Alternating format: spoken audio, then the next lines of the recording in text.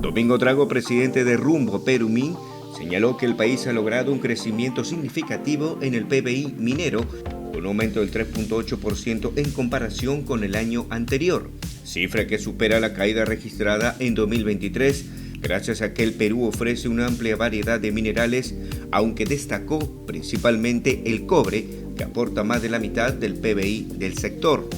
En términos de producción minera, el cobre representa más del 50% del PBI minero en el recuento. Al cierre de 2024 terminará con una producción de alrededor de 2.75 millones de toneladas métricas de cobre fino. El cobre es un caso particular, dado el potencial que tenemos, considerando la amplia cartera de inversión en proyectos cupríferos por promover, señaló Drago.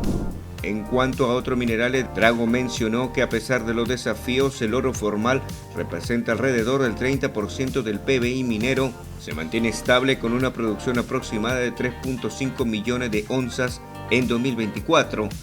Además, destacó el crecimiento de otros minerales como el molibdeno, la plata, el plomo y el estaño.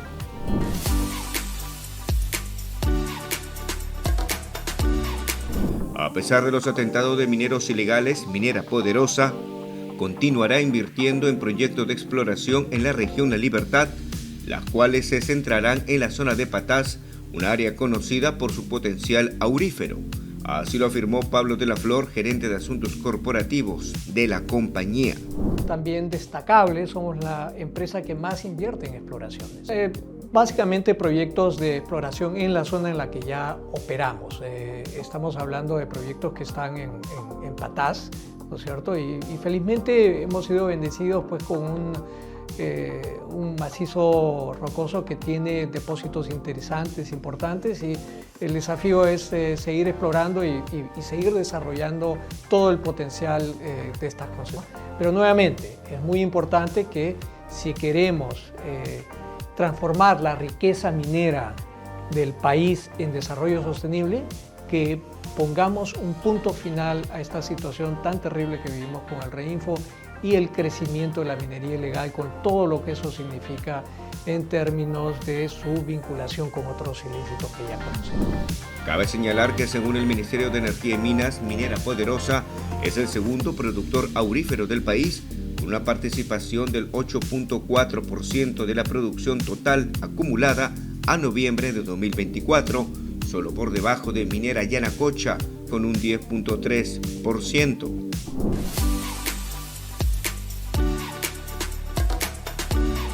El director del Instituto Ingeniero de Minas del Perú, Omar Lozano, indicó que el Perú cuenta con 300.000 toneladas de cobre en proyectos Greenfield, lo cual nos da una ventaja competitiva a nivel mundial en potencial de proyectos y reservas. Se habla del Congo, que produce un poco más inclusive que nosotros, pero como país tenemos mayor potencial de proyectos, estructura, organización y reservas para superar fácilmente eso. Tía María, por ejemplo, adicionaría 120.000 toneladas anuales, Zafranal otras 126.000 y Trapiche 70.000. Ahí tenemos un poco más de 300.000 toneladas en proyectos Greenfield, declaró Lozano. Bajo esa premisa, Lozano resaltó que el 75% del total de 51 proyectos mineros que tiene nuestra cartera es de cobre, por lo equivalente a 40.000 millones de dólares.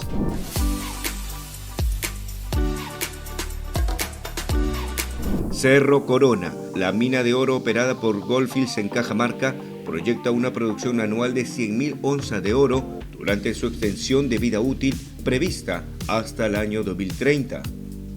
Así lo indicó Paul Gómez, gerente general de la mina.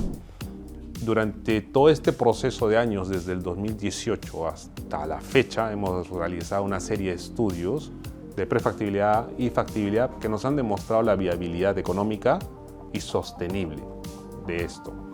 En octubre del 2024 fue aprobada la 9ª modificatoria del estudio de impacto ambiental, que además es una expresión de confianza sobre nuestros estudios, nuestro nivel de ingeniería, nuestra responsabilidad social, y que va a permitir generar valor, seguir generando valor durante 7 años más hasta el 2030. Entonces es un gran logro.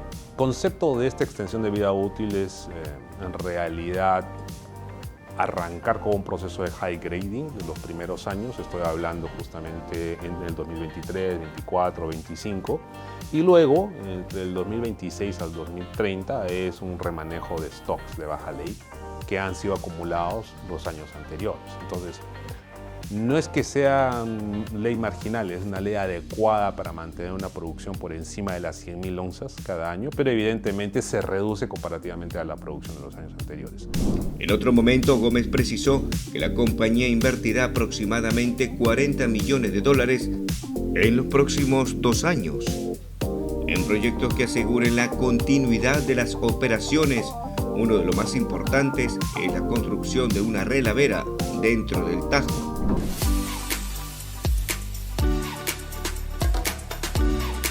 Julia Torreblanca fue electa presidenta de la Sociedad Nacional de Minería, Petróleo y Energía para el periodo 2025-2026. Torreblanca, quien actualmente es vicepresidenta de Asuntos Corporativos de Sociedad Minera Cerro Verde, recibió el cargo como es tradición de su antecesor, Víctor Gómez Colchado. Para nuestro gremio es vital que sus principios y objetivos trasciendan en el país, pues somos socios estratégicos del Estado peruano en la tarea de construir una nación con desarrollo sostenido y paz social. Se buscará asegurar la sostenibilidad y competitividad del sector minero energético peruano, que tiene como desafío ser un agente importante en el proceso de transición energética, señaló Torreblanca. Asimismo, fueron elegidos vicepresidentes del gremio y presidente de los comités sectoriales Gonzalo Quijandría Fernández para el sector minero, Walter Ciucho Baratoli para el sector eléctrico, María Julia Aybar Solís para el sector hidrocarburos y Juan Montoya Bamberger para el sector proveedores.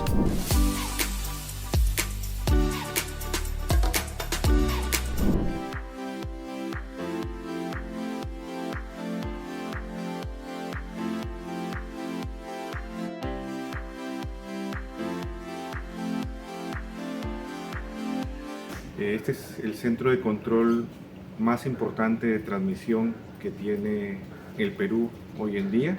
Es un centro de control que tiene las operaciones a nivel nacional. Desde aquí, con un personal muy especializado, pues tiene la observabilidad y también la posibilidad de hacer maniobras operativas a nivel nacional. Desde aquí supervisamos más de 12.000 kilómetros de circuitos eléctricos y también 86 subestaciones eléctricas propias, sobre las cuales nosotros podemos coordinar diferentes temas operativos, temas de mantenimiento, temas de suministro eléctrico.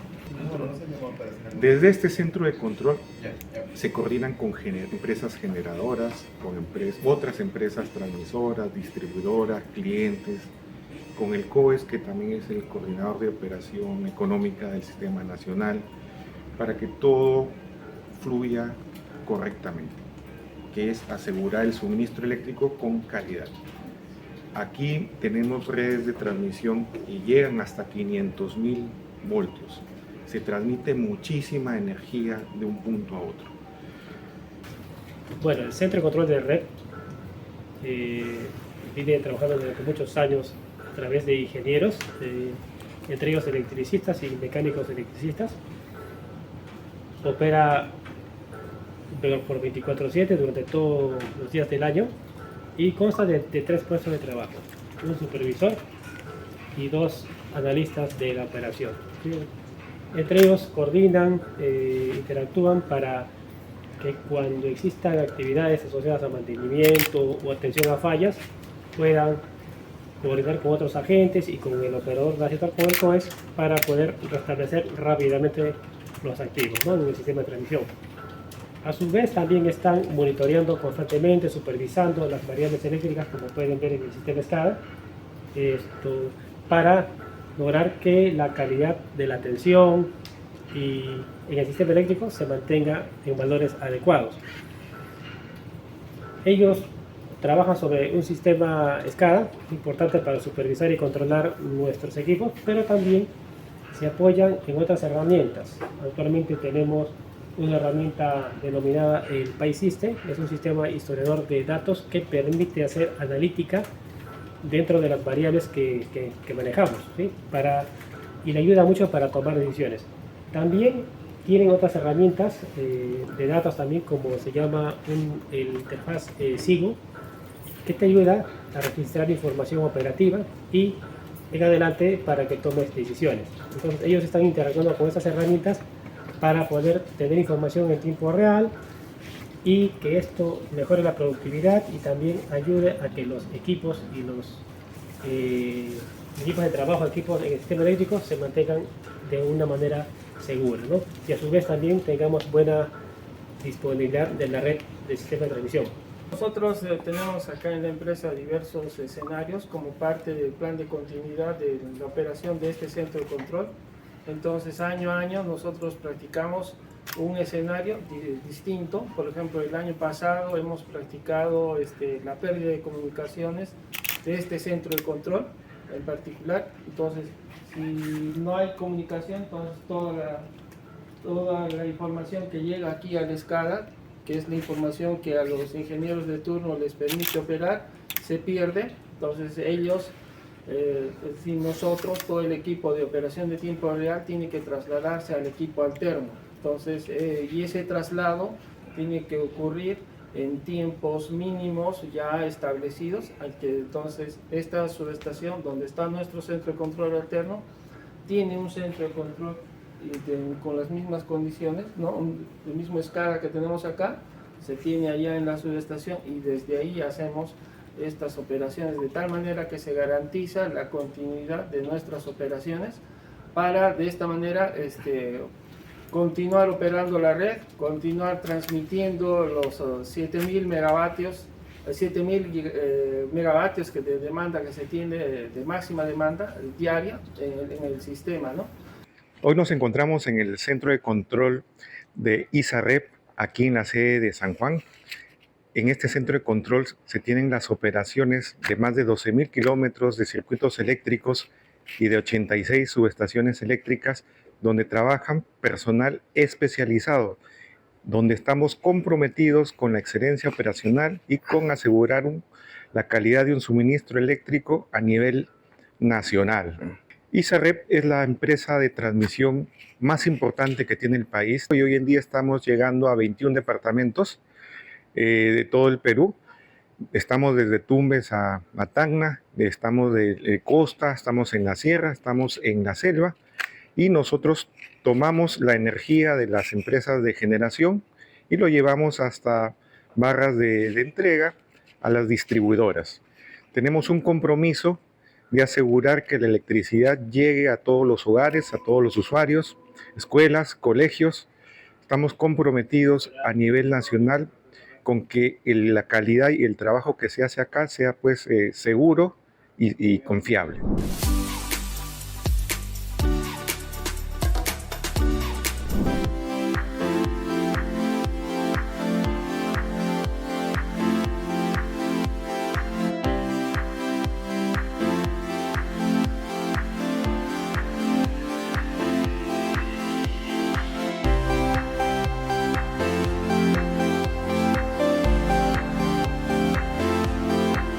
Ahí usábamos el matico, la hierba luisa. Son antiinflamatorias, son broncodilatadores, son expectorantes, son para los gases, pero principalmente por el COVID, ya eso juntándolo, hacíamos a que limpie las vías respiratorias y expectoren. Esta es la verbena. La verbena es antiparasitario, se puede tomar así esporádicamente, principalmente a los oxuros. También es relajante. Acá tenemos esta que aparece, la cebollita china, ese es el ajo chino. Eso se utiliza para comidas, para tortillas, para el arroz, para muchas cosas. Acá tenemos el otro que no sé si lo conocen, la verdolaga. Ese es un alimento. También tiene vitamina B1, B6 es nutritivo, es antiinflamatorio, nivela la glucosa. Por ejemplo, estoy envasando el muña, acá ya está el producto terminado. Y como vio usted en el deshidratador, de ahí lo recogemos y lo traemos acá, lo llenamos así en bolsas y cuando nos piden ya lo envasamos en estas bolsitas. Acá ya sale al mercado. Este es un cojín térmico más completo. Mire, están con hierbas deshidratadas, tiene salvia blanca, menta y eucalipto. Es relajante y también sirve para los dolores musculares. Este es un poco más completo porque va hacia adelante. Entonces, si está con dolores de hombro y espalda a la vez, una sola aplicación nomás puede relajar y quitar el dolor. Sí, este es un proyecto en el cual hacemos partícipe a nuestros vecinos, a la comunidad.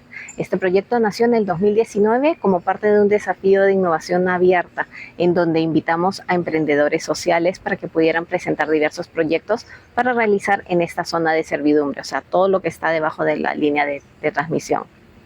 Nosotros seguimos implementando y generando nuevos productos dentro del jardín medicinal. Cada vez que se hace una visita realmente nos da gusto porque hay nuevos productos que pueden ser compartidos, vendidos, comercializados. Se iniciaron con las infusiones y ahora también se están haciendo incluso almohaditas terapéuticas que se pueden usar para cuando hay algún dolor muscular. Entonces cada vez hay nuevos productos que se están generando y también se crece en el espacio que se tiene para la siembra.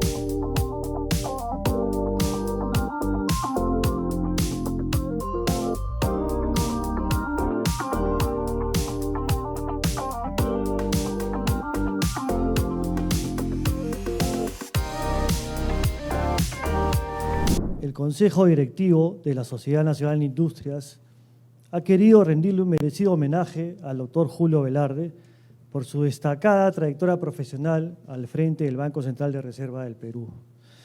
Su liderazgo ha sido clave para comprender el éxito macroeconómico del Perú en los últimos 20 años, un manejo que es motivo de admiración, no solo en la región, sino también en el mundo entero.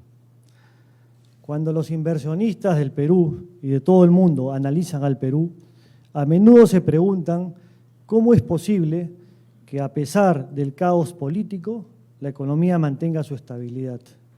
La respuesta tiene nombre y apellido: Julio Velarde.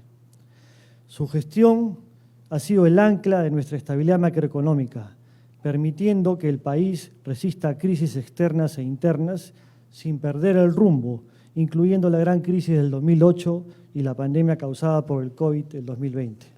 El reconocimiento internacional no ha tardado en llegar. En múltiples ocasiones, revistas y organismos internacionales han destacado al doctor Velarde como uno de los mejores banqueros centrales del mundo. Durante su gestión, el BCR ha sido visto como un modelo de estabilidad y profesionalismo, pero quizás su mayor legado es haber demostrado que en el Perú sí es posible construir instituciones que trasciendan gobiernos y crisis internacionales. Su ejemplo nos deja una lección fundamental.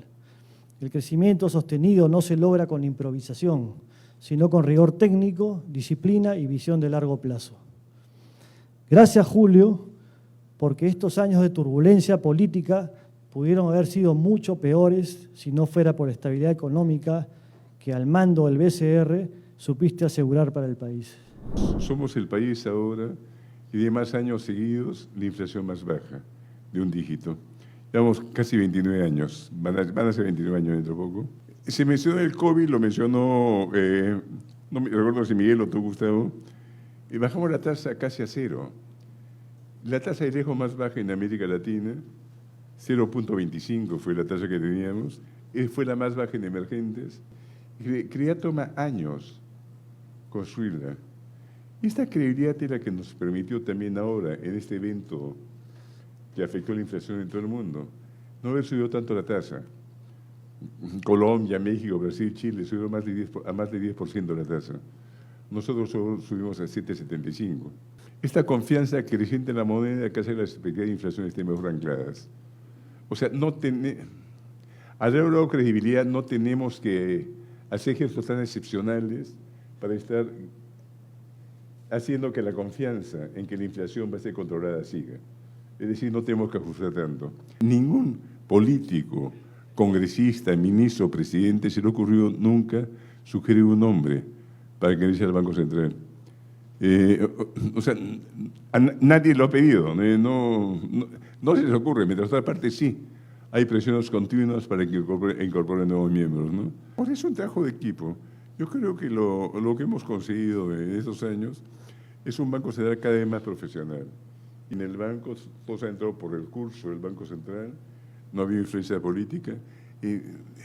Realmente ningún político, congresista, ministro, presidente, se le ocurrió nunca sugerir un nombre para que inicie el Banco Central. O sea, nadie lo ha pedido, no se les ocurre, mientras otra parte sí. Hay presiones continuas para que incorporen nuevos miembros, ¿no?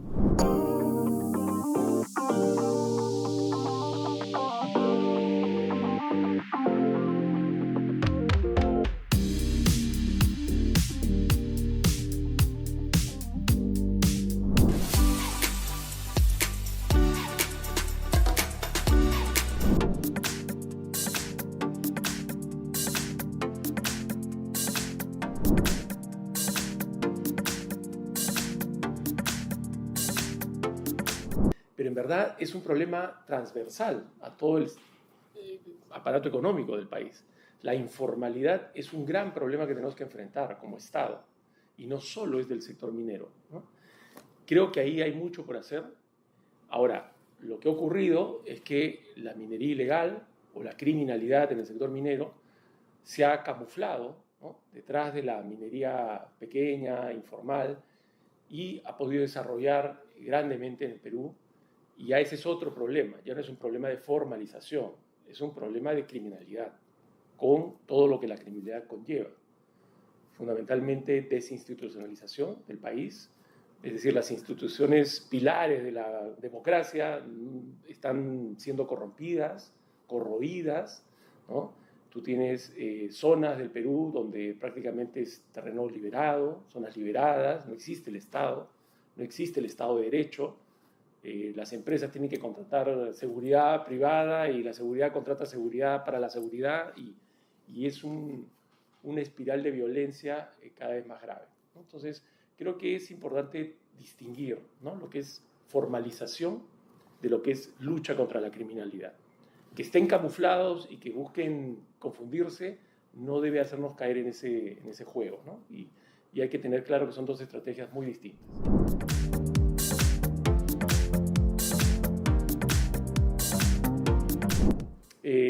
Pero creo que una ley de formalización tiene que darse, creo que es importante, creo que es un gran elemento que debe tener la estrategia de lucha contra la criminalidad y la minería ilegal, es decir, tener una buena ley MAPE que no permita que otra vez la ilegalidad se filtre, se camufle y le sirva de paraguas de impunidad, ¿no?, como viene ocurriendo con el REINFO, ¿no?, con la normatividad sobre el REINFO, que desde el año 2017 ha sido tomado totalmente por la ilegalidad, ¿no?, y que se ha permitido un crecimiento exponencial.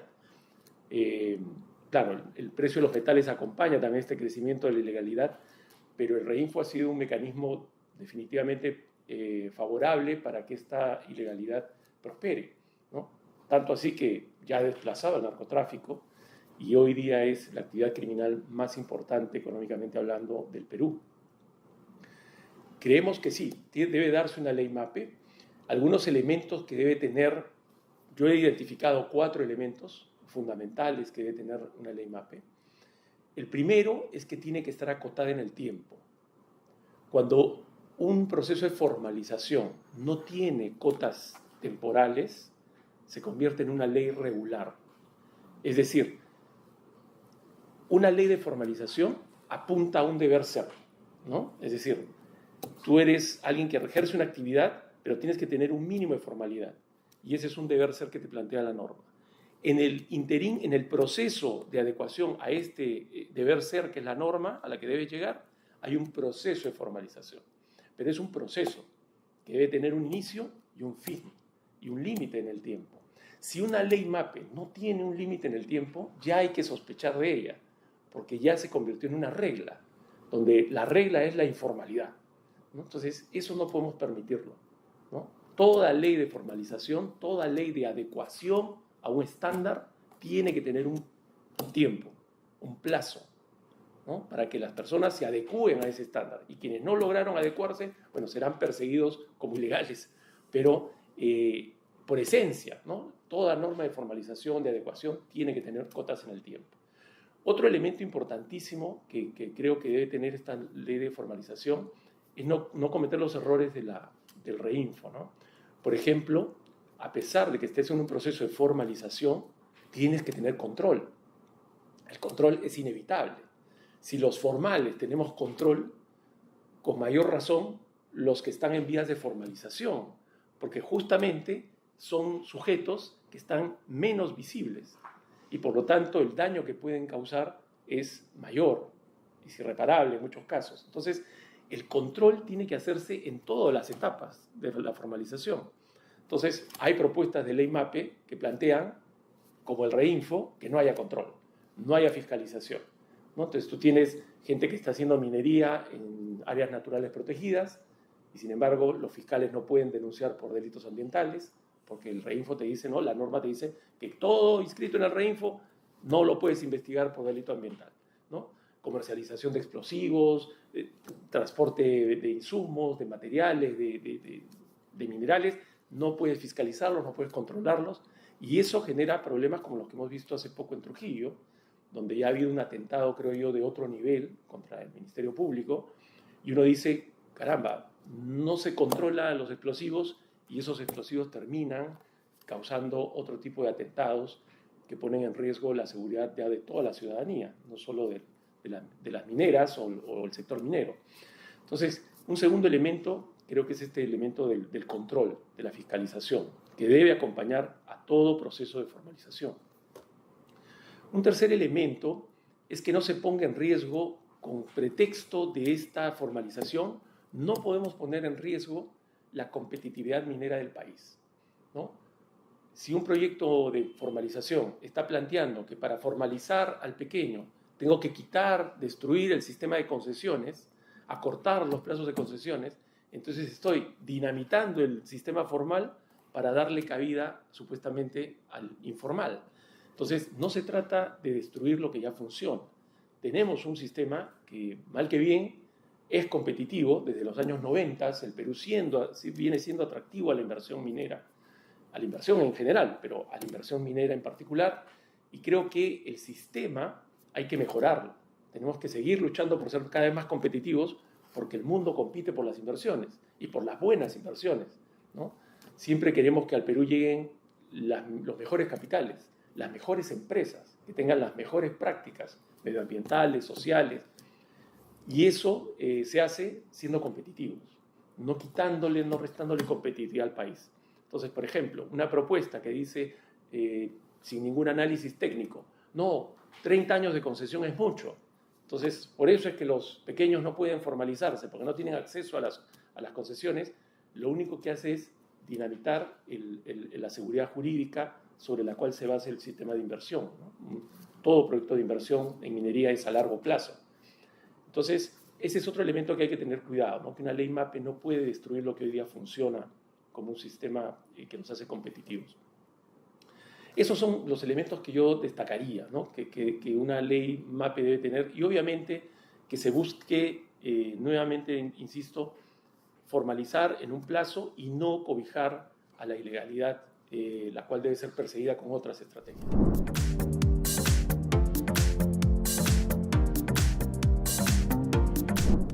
Lo que sí me parece importante es que el Estado tiene que ser consciente que para que un ciudadano cumpla una norma, tiene que haber dos elementos, ¿no? Toda norma tiene que tener dos elementos para que sea cumplida. Por un lado, el incentivo para que sea cumplida. Es como decir la zanahoria.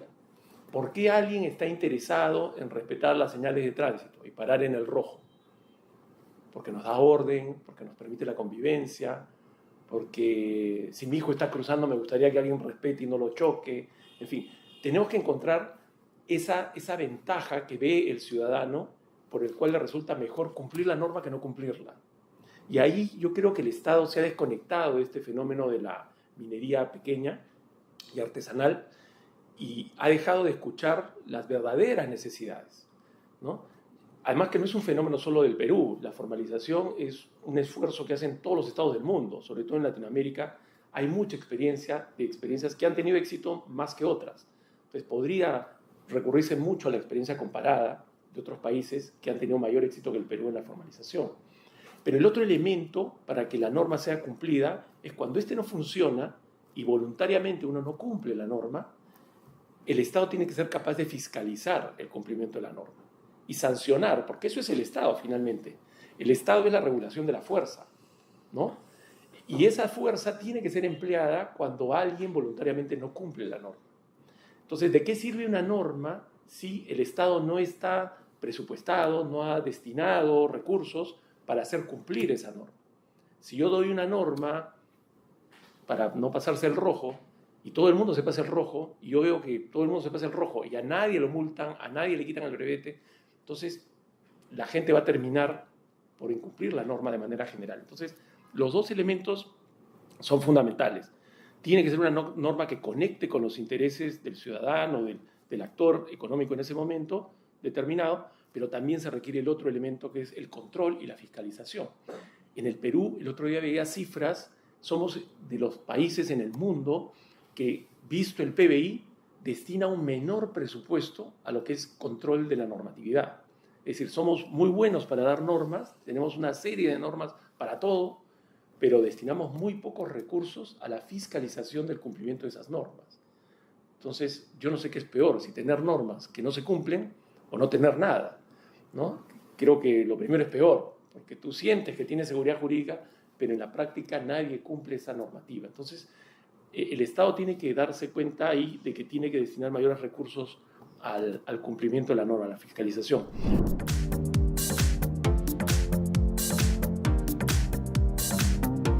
Yo he trabajado en el Estado 12 años. Una de mis experiencias en el Estado como asesor de un ministro de Salud fue participar en DEVIDA. DEVIDA es una comisión multisectorial, no solo multisectorial, agrupa a todos los entes del Estado, Fiscalía, Poder Judicial, y su foco está en el combate al narcotráfico, con un enfoque, digamos, no solo de interdicción, de represión, sino también de desarrollo, ¿no? Entonces, busca desde la erradicación de la hoja de coca, desde la persecución a la delincuencia del narcotráfico, pero también a darle alternativas al productor de hoja, en fin. Y ese enfoque a mí me parece que sería muy interesante que el Estado lo adopte para la lucha contra la minería ilegal, ¿no? Porque creo que es una amenaza ahora mayor que el narcotráfico para el Perú. En ese enfoque, justamente lo que se busca es que, por ejemplo, las cadenas de producción deben ser fiscalizadas. Cuando luchábamos contra el narcotráfico, y todavía se sigue haciendo en DEVIDA, tú tenías a la SUNAT, por ejemplo, controlando insumos.